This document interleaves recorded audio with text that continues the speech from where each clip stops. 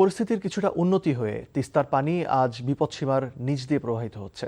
এর আগে গতকাল ভারত গজলডোবা ব্যারেজের 40টি গেট খুলে দেয় তিস্তার পানি বিপদসীমার 12 সেন্টিমিটার উপর দিয়ে প্রবাহিত হয়। পাশাপাশি ব্রহ্মপুত্র, যমুনা, ঘাঘট, ধরলা ও যমুনেশ্বরীর পানি দ্রুত বাড়ছে। টানা কয়েকদিনের ভারী বৃষ্টিপাত ও উজানের ঢলে তিস্তার পানি আবারও বেড়ে বিপদসীমা অতিক্রম করে। গতকাল সন্ধ্যায় ডালিয়া ব্যারেজ পয়েন্টে বিপদসীমার 12 সেন্টিমিটার উপর দিয়ে প্রবাহিত হচ্ছিল পানি। এতে তিস্তা তীরবর্তী নিম্নাঞ্চল ও চরাঞ্চলে পানি ঢুকতে শুরু করে।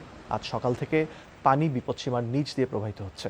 পাউব জানায়, রংপুরে তিস্তার পানি আগামী 3 দিন বৃদ্ধি পেতে পারে। এতে নীলফামারী, লালমনিরহাট, কুড়িগ্রাম, রংপুর ও গাইবান্ধায় নদী তীরবর্তী নিম্নাঞ্চলে স্বল্পমেয়াদী বন্যা হতে পারে। এদিকে আগামী 48 ঘন্টার মধ্যে নীলফামারী, লালমনিরহাট, কুড়িগ্রাম, রংপুর ও গাইবান্ধা জেলার তিস্তা, ধরলা ও দুধকুমার নদীর পানি কয়েকটি পয়েন্টে বিপদসীমা অতিক্রম করতে পারে।